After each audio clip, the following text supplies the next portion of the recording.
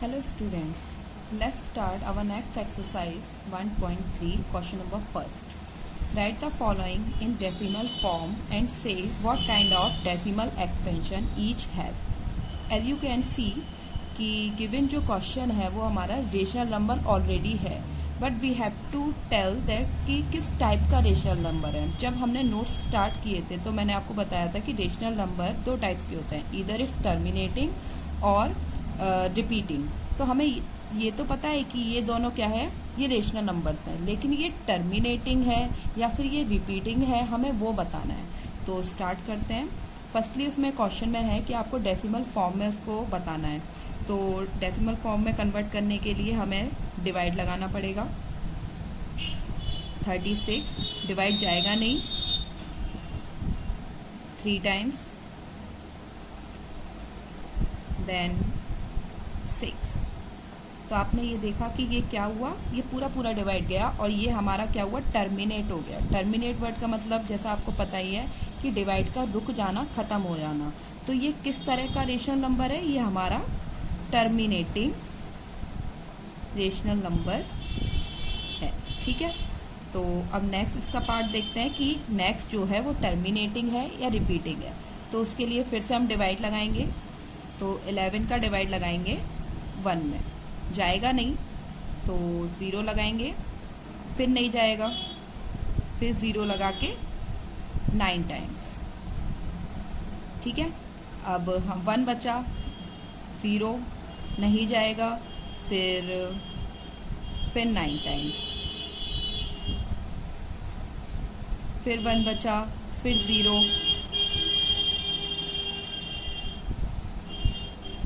फिर 9 टाइम्स. ठीक है. तो आपने ये देखा कि ये डिवाइड जा ही नहीं रहा है. ठीक है. तो ये टर्मिनेट तो हो नहीं रहा है, लेकिन इसमें हमने देखा कि 090909 क्या हो रहा है, हमारा रिपीट हो रहा है. तो ये जो क्वेश्चन है, ये जो रेशनल नंबर है, ये किस तरह का है, ये है हमारा रिपीटिंग रेशनल नंबर. रिपीटिंग या रिकरिंग, हम कुछ भी बोल सकते हैं इसको. Repeating rational number. और इसको हम अगर लिखना चाहें तो हम इसे इस तरीके से भी लिख सकते हैं. जो भी नंबर आपका रिपीट हो रहा हो, तो जैसे 0909 रिपीट हो रहा है तो इस पर हम बार लगा देंगे. इसका मतलब ये है कि ये दोनों नंबर हमारे क्या हो रहे हैं, रिपीट हो रहे हैं. बार बार लिखना नहीं पड़ेगा हमको, इसलिए हम बार यूज करते हैं. अच्छा, एक चीज मैं आपको एक ट्रिक बताती हूँ कि अगर आपको ये चेक करना हो कि ये टर्मिनेट होगा या नहीं होगा, तो इसका एक मेथड भी होता है. जो हमारा डिनोमिनेटर है, हमें ये चेक करना चाहिए कि जो डिनोमिनेटर है वो किसका प्रोडक्ट है. अगर वो डिनोमिनेटर हमारा 2 का या ओनली 5 का या फिर दोनों का अगर प्रोडक्ट हो, तो हमारा जो क्वेश्चन होगा वो टर्मिनेटिंग होगा. और अगर डिनोमिनेटर 2 का, 5 का या दोनों में से किसी का भी प्रोडक्ट नहीं है, ठीक है, तो वो क्या होगा, टर्मिनेटिंग नहीं होगा. जैसे 100 है, तो 100 जो है उसको हम क्या लिखते हैं, हम उसको लिखते हैं 2 × 2 × 5. तो आपने ये देखा कि 100 को हमने क्या मेंशन किया, 2 × 2 × 5 × 5. मतलब ये भी 2 का मल्टीपल है और 5 का है ना. तो 100 जो है वो 2 और 5 के प्रोडक्ट से मिलके बना है, इस वजह से ये टर्मिनेट हुआ. 11 जो है वो किसी का भी ना तो 2 का है ना ही 5 का है और अपना सिंगल है ये, है ना. तो इस वजह से ये टर्मिनेट नहीं होगा. तो बेसिकली अगर आपको एक क्विक गैस करना हो कि ये टर्मिनेट होगा या नहीं होगा, तो आप क्या करेंगे, ये चेक करेंगे कि जो डिनोमिनेटर है वो हमारा या तो 2 का या फिर 5 का या फिर दोनों का क्या होना चाहिए, मल्टीपल होना चाहिए. अगर मैं आपसे कहूँ जैसे 1/8, तो ये टर्मिनेट होगा या नहीं होगा. तो 8 इज द फैक्टर ऑफ 2 × 2 × 2. तो आपने देखा कि ये 2 का फैक्टर है, इस वजह से ये क्वेश्चन हमारा टर्मिनेटिंग रेशनल नंबर है. इसके अगर मैं आपसे कहूँ कि 7/15 को आप बताइए कि ये टर्मिनेट होगा या नहीं होगा, तो ये टर्मिनेट नहीं होगा, क्योंकि ये जो 15 है हमारा वो केवल 3 और 5 का फैक्टर है. ठीक है. मैंने आपसे बोला या तो ओनली 5 का फैक्टर होना चाहिए या फिर ओनली 2 का या फिर दोनों का. 3 और 5 का मिलके नहीं होना चाहिए, तो इस वजह से वो हमारा टर्मिनेट नहीं होगा. सेम इसी पैटर्न पे आपका क्वेश्चन नंबर 6 अटेम्प्ट होगा। अब हम नेक्स्ट क्वेश्चन नंबर 2 पे चलते हैं। You know that 1/7 is equals to 0.142857। मतलब ये है कि जो 1/7 जब आप 7 का 1 में डिवाइड लगाओगे तो उसकी जो डेसिमल फॉर्म आएगी वो ये आएगी। बार लगा हुआ है, इसका मतलब कि पॉइंट के बाद जैसे ही 7 आता है, 7 के बाद ये नंबर आपस में क्या होने लगेंगे, रिपीट होने लगेंगे। इसकी वजह से हमने बार यूज किया है। अब can you predict the what the decimal expansion of 2/7, 3/7, 4/7 are so on without doing actual long division. अब आप खुद देखिए कि अब आप 7 में 2 से डिवाइड लगा के इसका डेसिमल एक्सपेंशन चेक करने को उसने क्लियरली मना किया है, क्योंकि उसने बोला है कि हमको लॉन्ग डिवीजन नहीं करना है। तो अब हम 2/7 का डेसिमल फॉर्म कैसे आइडेंटिफाई करते हैं, तो लेट्स डू इट। तो 2/7 को I think we can write this in this form, लिख सकते हैं। अब मैं अगर इसको 1/7 लिख दूं तो आई डोंट थिंक सो कि इसमें कोई भी इम्पैक्ट पड़ेगा इस क्वेश्चन पे, ठीक है। तो अब क्या करेंगे हम, 2 और 1/7 की हमारे पास ऑलरेडी वैल्यू है 142,857 बार। अब हम सिंपली इसका मल्टीप्लाई कर देंगे।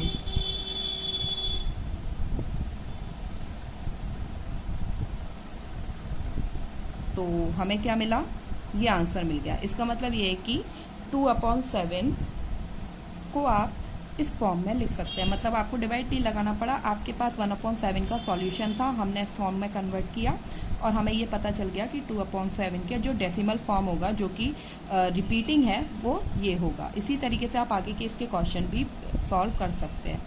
नेक्स्ट हम क्वेश्चन 3 पे चलते हैं। क्वेश्चन 3 है हमारा, express the following in the P/Q form where P and Q are integers. अब हमें, जो मैंने इसका सेकंड पार्ट लिया हुआ है 0.47, हमें क्या करना है, इसे P/Q की फॉर्म में कन्वर्ट करना है, ठीक है। ये एक डेसिमल फॉर्म में है। सबसे पहले स्टेप बाय स्टेप मैं आपको बताऊंगी कि हम क्वेश्चन को लेट मान कर लेते हैं, लेट x इक्वल 0.4 और जो भी नंबर है, जिस भी नंबर पे आपका बार लगा हुआ है उसे हम रिपीट कर लेंगे, क्योंकि आपको पता ही है, मैंने आपको बताया था कि बार का मतलब ये होता है कि उस नंबर को हमें रिपीट करना है, ठीक है। तो हमने इसको रिपीट करके लिख दिया, ठीक है। और ये हमारी इक्वेशन नंबर 1 हो जाती है। अब नेक्स्ट हमें क्या करना है कि जिस भी नंबर पे जिस भी डिजिट पे या जितनी डिजिट पे बार हो, उतना ही 1 के आगे 0 लगा के मल्टीप्लाई कर देते हैं, ठीक है। अब जैसा कि आपको पता है कि केवल एक डिजिट, एक सिंगल डिजिट पे बार लगा हुआ है, तो हम ले लेंगे 10, ठीक है, और मल्टीप्लाई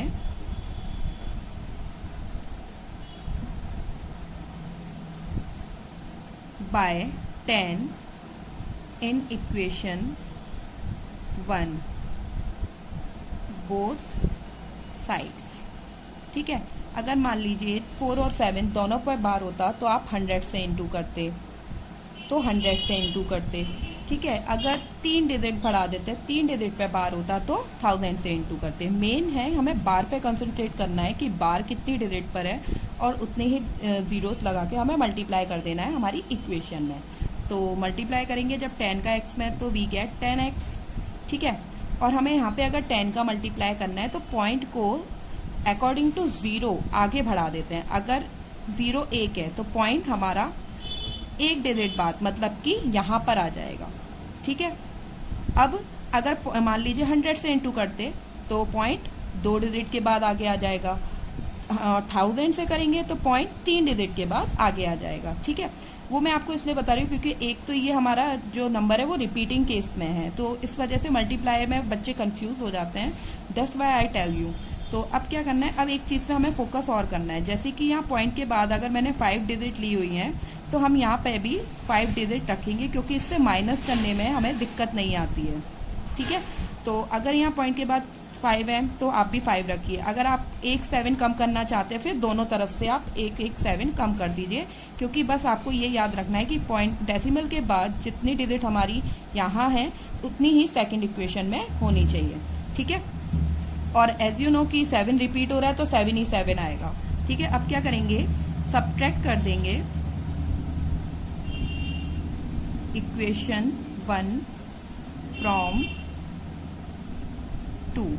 तो सब्ट्रैक्ट करते हैं हम 10x में से x को और 4.77 मैं यहाँ पे 4 बार ले लेती हूँ, तो अगर मैं ऊपर वाली इक्वेशन में भी 4 बार लूँगी तो मेरा एक 7 कम हो जाएगा, ठीक है। और ये इस तरीके से डॉट डॉट मेंशन कर देते हैं। इसका मतलब ये है कि क्वेश्चन की जो वैल्यू है वो अभी आगे रिपीट हो रही है। यहाँ 9x मिलेगा और यहाँ जब मैं माइनस करूँगी तो 4.3000 ऐसे रिपीट होता रहेगा। तो ज़ीरोस को लिखने की हमें नीड नहीं है, तो मैं लिखूँगी जस्ट 4.3, ठीक है, क्योंकि आपको तो ये पता है ज़ीरो तो इनफाइनाइट केस में रिपीट हो रहे हैं, तो इन ज़ीरोस को हम नहीं लिखेंगे, ठीक है। तो हमारा जो P/Q फॉर्म आ गई वो हुई 4.3। अब डेसिमल में नहीं लिखना है तो पॉइंट हटा के 0 भर जाएगा, तो आंसर इज 43/90, मतलब 0.47 बार को अगर हम P/Q फॉर्म में कन्वर्ट करें तो ये अप्रोक्सीमेट हमें 43/90 के केस में मिलता है, ठीक है। सेम इसी पैटर्न पे आप इसके और क्वेश्चन भी अटेम्प्ट कर सकते हैं। मैंने इसका क्वेश्चन नंबर का 3rd पार्ट और लिया है, तो हम करते हैं इसको। सेम पहले फर्स्ट स्टेप हमारा let x is equals to 0 point. अब आपने देखा कि 3 डिजिट पे बार है, तो इसका मतलब हमारी 3 डिजिट रिपीट हो रही है, 001 001, ठीक है। और ये हमारी इक्वेशन नंबर 1। अब क्या करेंगे, मल्टीप्लाई बाय, क्योंकि मैंने आपको बताया था जितनी डिजिट पे बार हो आपको उतने ही जीरोस लगा के मल्टीप्लाई करना है। तो जैसे 3 डिजिट पर है तो हम मल्टीप्लाई करेंगे 1000 से, बोथ साइड इन इक्वेशन 1, ठीक। अब क्या हो जाएगा हमारा, ये इक्वेशन हो जाएगी 1000x और पॉइंट, क्योंकि मैंने आपको बताया भी था कि अगर 3 जीरोज हैं तो 3 डिजिट को शिफ्ट कर देते हैं, तो 001 के बाद पॉइंट आ जाएगा हमारा इधर, तो 001 के बाद पॉइंट इधर आ जाएगा, तो ये हो जाएगा फिर 001 और 001। क्योंकि यहाँ पे मैंने पॉइंट के बाद 9 डिजिट ले रखी हैं, तो मैं क्या करूँगी, यहाँ 9 ना लेके ऊपर से कम कर दूंगी बैलेंस करने के लिए। और अगर आपको लेनी है तो फिर आपको 001 को दोबारा रिपीटेशन में दिखाना होगा। और ये हमारी इक्वेशन नंबर 2। अब क्या करेंगे, वही सब्ट्रैक्ट 1 फ्रॉम 2, तो सब्ट्रैक्ट करते हैं तो 1000x minus x is equal, क्योंकि यहाँ पे जीरोस लिखने की तो नीड नहीं है, तो ये हो जाएगी हमारी इक्वेशन 1.001001। मैंने केवल 6 डिजिट तक लिया है और यहाँ पे भी मैं क्या करूँगी, 6 डिजिट तक ही लूँगी। माइनस तो हमको पॉइंट के बाद हमको पता है ज़्यादा जीरोस हो जाना है, तो उसके बाद हमें ज़्यादा डिजिट को बढ़ाने की नीड है नहीं, तो इस वजह से हम इतना ही लेंगे। तो ये हमें मिलता है 999x इज इक्वल्स टू 1.00000, ठीक है। और as I told you before कि हमें जीरोस की, क्योंकि आपको पता है जीरोस तो इनफाइनाइट केस तक बढ़ रहे हैं, तो जीरोस लिखने की नीड नहीं है। 1/999 it is the form of P/Q of the given equation, ये हमारा आंसर हो जाता है। सेम इसी पैटर्न पे आप क्वेश्चन नंबर 4 अटेम्प्ट कर सकते हैं, और if you have any doubt then put the question in your comment box, ठीक है। नेक्स्ट क्वेश्चन नंबर 7 सॉल्व करते हैं हम लोग। Right 3 numbers whose decimal expansions are non terminating and non recurring. अब बेसिकली आपको पता ही है, जैसे स्टार्टिंग में मैंने बताया था, there are infinite rational numbers between 2 rational numbers and there are also infinite irrational numbers. तो अब किसी भी 2 नंबर्स के बीच में, किसी भी 2 रेशनल नंबर्स के बीच में इनफाइनाइट रेशनल इरेशनल नंबर्स भी होते हैं और रेशनल भी होते हैं। तो आपके पास बहुत सारी चॉइस है कि आपको कोई भी 3 नंबर्स बताने हैं जो नॉन टर्मिनेटिंग हो और नॉन रिकरिंग हो। तो जैसा कि फर्स्ट मैं आपको बताती हूँ 2 पॉइंट, मैं अपनी तरफ से कुछ भी लिख ले रही हूँ, क्योंकि आंसर में अगर आप देखेंगे तो उसमें कुछ अदर लिखा होगा, मैं कुछ अदर लिख रही हूँ। तो मैं इसको ऐसे लिखूँ, अगर 200, फिर मैंने लिखा 2000, फिर मैंने लिखा 20000, फिर मैंने लिखा 200000। तो इस तरीके से एक पैटर्न चल रहा है, लेकिन ये पैटर्न ना तो खत्म हो रहा है, ठीक है, और ना ही ये क्या हो रहा है, रिपीट हो रहा है। तो इस वजह से ये हमारा क्या हो जाता है, नॉन टर्मिनेटिंग नॉन रिपीटिंग। इसी तरीके से अगर हमें 3 लिखना है तो आप कुछ भी लिख सकते हैं, 3 0 3 0 0 3 0 0 0, एक ये हो गया, ठीक है। और अगर आपको एक और लिखना है तो हम लिख सकते हैं 4.120, ठीक है। इजी होता है जीरो के बेस में लिखना, इस वजह से मैं जीरोस में लिख रही हूँ 1 2 0 0 1 2 0 0 0, ठीक है। तो आपने ये देखा ना, तो ये रिपीट हो रहे हैं, ठीक है, क्योंकि केस अलग है। 1 2 0 के बाद 1 2 00 हो जाता है, 1 2 000 हो जाता है। तो इस वजह से ना तो ये रिपीट हो रहा है ना ही ये टर्मिनेट हो रहे हैं। तो ये हमारा क्या हो गया, एग्जाम्पल्स हो गए डेसिमल एक्सपेंशन के, जो कि इरेशनल है। और आप इसके अलावा कुछ भी दूसरा जो है एग्जाम्पल्स ले सकते हैं। नेक्स्ट हम करेंगे क्वेश्चन नंबर 9। सेम इसी पैटर्न पे आप क्वेश्चन नंबर 8 भी अटेम्प्ट कर सकते हैं, इजी है वो।